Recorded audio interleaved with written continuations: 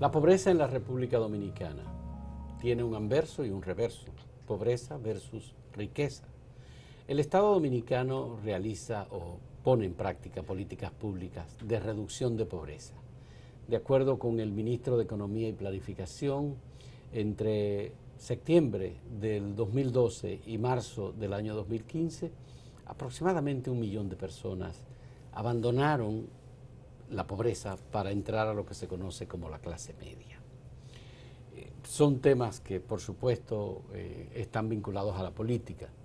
Rosa Cañete es economista, es la responsable de una campaña que se llama Iguales, que realiza la organización internacional Oxfam para América Latina y el Caribe, y ella también formó parte del equipo de profesionales que trabajó los informes de desarrollo humano en República Dominicana como parte del Programa de Naciones Unidas para el Desarrollo. Ella fue su directora de estos informes de desarrollo humano. Está con nosotros, bienvenida, Rosa. ¿Es posible que en un periodo de 3 años se reduzca la pobreza en 1 millón de personas en un país desigual como República Dominicana? Es posible, dependiendo a qué le llames pobreza, ¿no? Estamos hablando cuando hablamos de estos indicadores de reducción de pobreza, y son los datos que arroja el gobierno, digamos que es la única fuente posible para poder estimar estos datos, hablan de una reducción importante de pobreza, de una pobreza monetaria, es decir, estamos hablando, para poner un ejemplo, de que una persona, estoy diciendo un número cualquiera, tiene 100 pesos y esa es la línea de la pobreza, al tener 101 pesos deja de ser pobre, ¿no? Por lo tanto, eso sí es posible conseguirlo, ¿no? Y realmente, bueno, es positivo los datos que está planteando el gobierno y esta reducción en los últimos años. Ahora, también es cierto que la pobreza es mucho más que eso, ¿no? Que pasar de 100 a 101 pesos no te saca de pobre, ¿no? O sea, y ahí entramos en un debate fuerte de qué es la pobreza, y la pobreza es mucho más que tener 1 peso, 5 pesos o 700 pesos más, es tener capacidades instaladas, como capacidad de encontrar un empleo decente, capacidad de que tus hijos accedan a una educación de calidad, capacidad de cuando alguien se pone enfermo en la familia, no sea un evento que pueda hundir económicamente a la familia completa porque no hay una red de salud adecuada, o la capacidad también de que esta gente sea capaz de ver sus necesidades en el debate público, debatidas en el espacio de las políticas públicas, ¿no? ¿Cuáles son los parámetros que maneja Oxfam, la organización a la que pertenece, sobre la cuestión de la pobreza? Ustedes están lanzando una campaña que se llama Iguales, que tiene que ver con pobreza, por supuesto, en América Latina y el Caribe, Centroamérica y el Caribe, ¿no? Y me gustaría saber, ustedes, ¿cuál es el concepto que tienen de pobreza? Desde Oxfam apoyamos fuertemente el utilizar un concepto de pobreza más amplio y multidimensional, en el cual, que es también la línea que está empujando Naciones Unidas, ¿no? Pedirle a los estados que a la hora de medir la pobreza sean capaces de evaluar todas estas otras condiciones más allá del ingreso, que son necesarias para que una persona tenga una vida digna, ¿no? Como vivienda, educación, salud, voz. Entonces, ese concepto es el concepto multidimensional de pobreza. Así mismo. Pero esto colide con los conceptos que se manejan desde otros organismos de Naciones Unidas, incluso organismos como el Banco Mundial, el Banco Interamericano de Desarrollo, CEPAL, que hacen estudios de pobreza y que quieren incidir a través de sus políticas en la reducción de pobreza.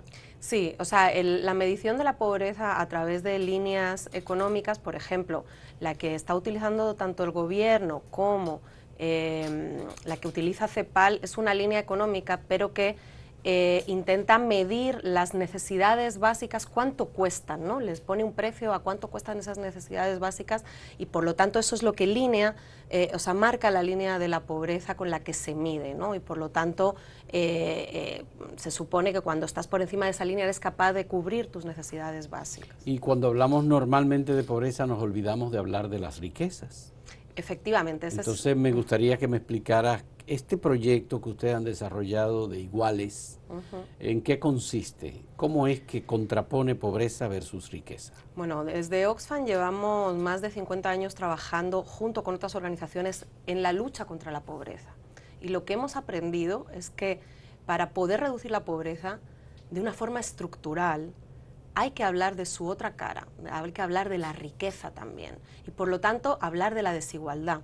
¿Por qué? Porque digamos todos los actores estamos de acuerdo, a cualquier persona que le puedas preguntar desde el más rico al más pobre, si es necesario reducir la pobreza, todo el mundo va a estar de acuerdo que sí. Claro. Y de hecho la mayoría de los gobiernos pues intentan lanzar políticas más exitosas o menos exitosas para abordar el tema de la pobreza.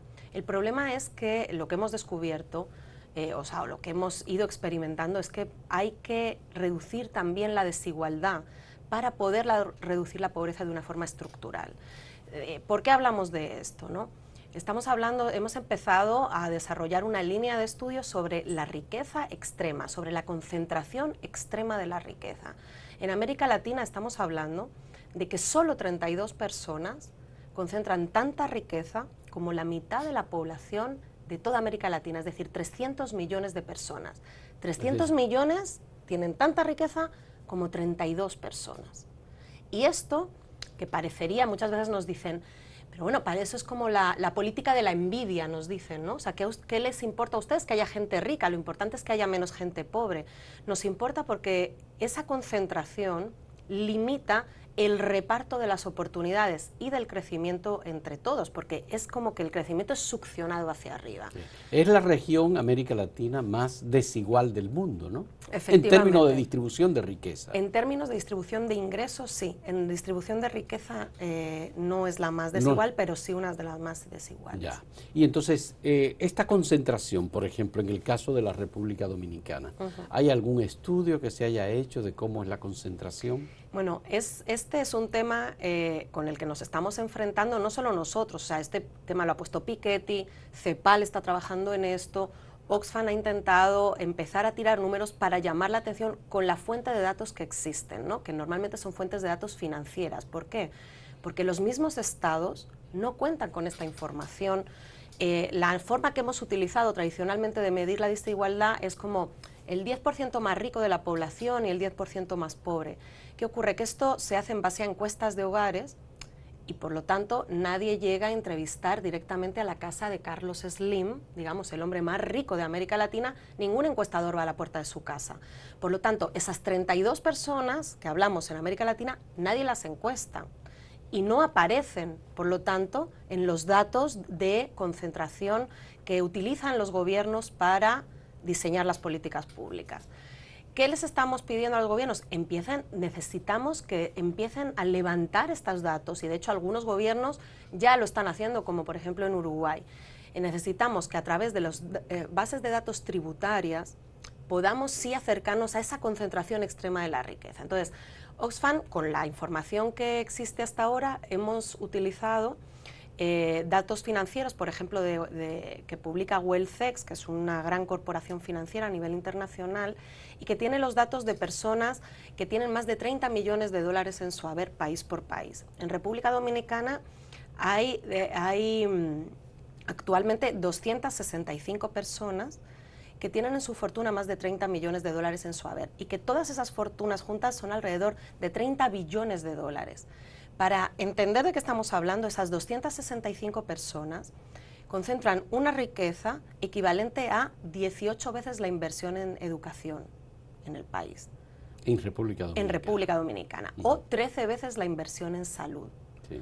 O casi la mitad del PIB, de la economía del Producto total. Interno Bruto de República Dominicana. Efectivamente. Entonces, eso es un dato que nos debería mover y que debería mover también al Estado. ¿Por qué? Porque no solo concentran mucha riqueza, sino que eso también hace que concentren mucho poder. Poder que no se visibiliza, poder que no va a las elecciones a que votemos a ver si tienen poder o no tienen poder.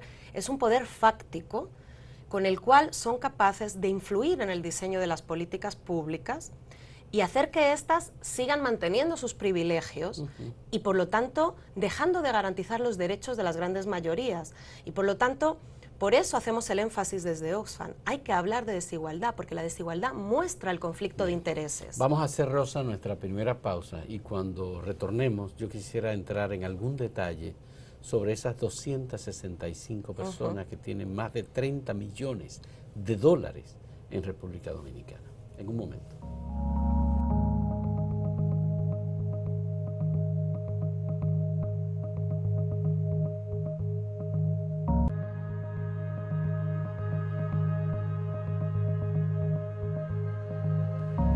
Estamos conversando con Rosa Cañete sobre la otra cara de la pobreza, que es la riqueza y, en el caso de República Dominicana, hasta dónde se ha podido llegar en la concentración de la riqueza, lo que implica una gran desigualdad en la distribución del ingreso. Hay 265 personas contabilizadas por Oxfam en República Dominicana que tienen fortunas por encima de los 30 millones de dólares. Y eso se convierte en un dato relevante, importante, especialmente para el Estado. El Estado que es el que debe aplicar políticas públicas de redistribución y de igualdad. Ustedes que tienen esta campaña de iguales, ¿cómo el Estado puede ser partícipe democráticamente, contribuyendo con información sobre estos datos? Bueno, sería importantísimo estudiar quiénes son, a qué sectores pertenecen estas personas, qué sectores económicos son los que están produciendo ese nivel de riqueza y de concentración. Y por lo tanto diseñar políticas públicas que ayuden a que estas personas colaboren de una forma justa a la financiación de las políticas públicas en el país, ¿no? Por ejemplo, y a este punto quería llegar con el tema de riqueza y poder unidos, ¿no? Como sabemos perfectamente cuáles son las políticas públicas que ayudan a redistribuir la riqueza. Sabemos que son el diseño de la política fiscal, es decir, cuánto aportamos entre todos a la financiación del Estado y a la provisión de la salud, de la educación, ¿no? De servicios básicos que necesitamos todos.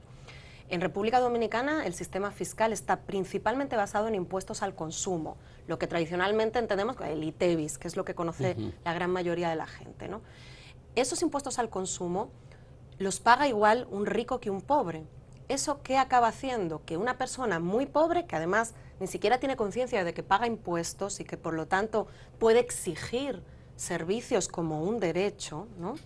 Cualquier persona pobre, cualquier persona en el país, legal o ilegal incluso, en relación consume. con sus ingresos, paga más ingresos que un rico. Exactamente. Entonces, y lo que venimos demandando, por ejemplo, desde Oxfam es, por ejemplo, con este dato que decimos de estas 265 personas, el gobierno debe diseñar instrumentos de política fiscal que hagan que estas personas paguen impuestos a la renta, más impuesto a la renta, más impuestos al patrimonio, es decir, a la propiedad de terrenos, inmobiliaria, de viviendas de lujo, también más impuestos a los activos financieros, es decir, a lo que le renta toda esa riqueza en el sistema bancario. Ese tipo de líneas de gravamen no se exploran en el país, no se habla de ellas y cada año lo que vemos, este año acabamos de sufrir otro aumento más que venía producto de consumo, desde la reforma del 2012 sí, del ITEVIS, ¿no? Y eso profundiza la desigualdad y de eso cuando hay reformas fiscales no se habla, ¿no? Y eso es parte de esa falta de debate democrático con información en el que la gente puede decir, oiga, yo quiero que el gobierno tenga dinero para mejorar la salud. Ahora, quiero que ese dinero provenga de otros porque yo ya no puedo seguir pagando más impuestos al consumo. Eso es un dato. Sí. Pero, por ejemplo, los salarios son otra política clave para la redistribución. Hace unos meses, a principios de año, el gobernador del Banco Central en República Dominicana salió dando unas declaraciones de nuevo con un porcentaje de crecimiento de la economía dominicana altísimo, de los más altos del mundo. Un 7%. Y mientras tanto, sí, planteaba que los salarios reales que reciben los dominicanos, que el salario mínimo no es capaz de cubrir todavía ni siquiera la canasta básica. ¿Dónde se decide eso? ¿Cómo es posible que un gobierno que representa a las grandes mayorías siga aprobando legalmente salarios que mantienen a una persona que trabaja formalmente en la pobreza? Entonces, ¿Y quién debate eso? ¿Cómo es imposible? O sea, ¿quién se beneficia de un salario tan bajo? Ya. Evidentemente la patronal, y evidentemente nos muestra cómo eso son decisiones muy capturadas y que no representan los intereses de las grandes mayorías. ¿Qué podemos hacer en términos de políticas públicas para reducir la pobreza al margen de las cosas que se aplican como políticas públicas en este momento, que son de carácter compensatorio nada más? Es decir, no son políticas que incentiven la producción, son políticas de consumo, subsidio a la energía eléctrica, bono gas, bono luz, solidaridad, un fondo, o cubrir, por ejemplo, el régimen de salud subsidiado, por ejemplo, que el Estado está invirtiendo una gran cantidad de dinero. Sí, una línea importantísima que el gobierno dominicano tiene que trabajar de forma mucho más determinada es la generación de empleo de calidad. Perfecto. Generación de empleo de calidad. ¿Eso qué significa? Incentivar al sector productivo para que consiga generar mayores empleos, pero empleos dignos, ¿no? El sector que más empleos genera en este país es el sector informal. Pese a eso, no vemos una política determinada desde el gobierno para dignificar ese sector. Por ejemplo, la mayoría de los incentivos fiscales que hay en el país van destinados a sectores tan fuertes ya como son turismo, zonas francas, que son sectores que son fuertes en sí mismos y que normalmente los incentivos que se les han dado no son incentivos que impulsen su productividad o que aseguren que el empleo que generan sea de calidad. Sino que le dan ya una ventaja. Le dan una ventaja Sí. sin impulsar su productividad y encima permitiéndoles pagar salarios mínimos bajísimos y por lo tanto no generando un empleo de calidad. Mientras tanto, nadie habla de a lo mejor deberíamos incentivar y fortalecer a todo el mercado del trabajo informal, que es el que más empleos genera en el país y por lo tanto el que mantiene a la gente sobreviviendo. Deberíamos pensar en una política hacia ellos. Otro tema importantísimo es, como les decía, la política fiscal. Hay que darle la vuelta. Necesitamos que aporten más los que más tienen y que el sistema haga, por lo tanto, que reparta mejor la riqueza en el país. Otra línea importantísima es la calidad del sector educativo. Es cierto que ya se está dando el 4%, pero eso no es todavía suficiente. O sea, se necesitan reformas mucho más estructurales dentro del sector educativo que el gobierno tiene que liderar y que todavía, en las pruebas que tenemos, seguimos siendo el país con peores resultados educativos de toda América Latina. Así es. Entonces, claro, la inversión que ha hecho el gobierno en el sector educativo fundamentalmente ha sido para infraestructura y para temas de salarios. De manera que el tema de la calidad ahora es cuando comienza a ponerse un poco más de interés con una asignación de recursos en el presupuesto. Pero bien, en términos de reducción de pobreza, el gobierno tiene unos datos que son de corto plazo. En general, a largo plazo, la economía dominicana ha venido creciendo con 1 o 2 años de sección nada más en los últimos 50 años y aún así seguimos teniendo cada vez más pobres. Dicen que ahora la clase media dominicana es mayor que el número de pobres que hay en República Dominicana. Pero sobre estos temas, en el último segmento, vamos a volver con Rosa Cañete, economista y miembro de Oxfam República Dominicana.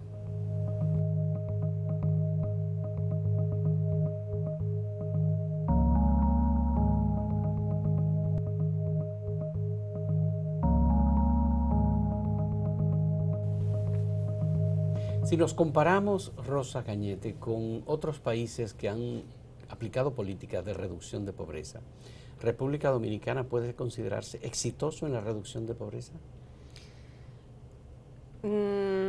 Diríamos que ha sido bastante limitada la reducción de la pobreza en el país con respecto a las medias regionales. Es difícil comparar, ya que las cifras oficiales que publica el gobierno dominicano no son las que está utilizando la CEPAL, por ejemplo, que es la única manera que tenemos de equiparar las cifras con el resto de los países, porque cada país utiliza metodologías diferentes de medición.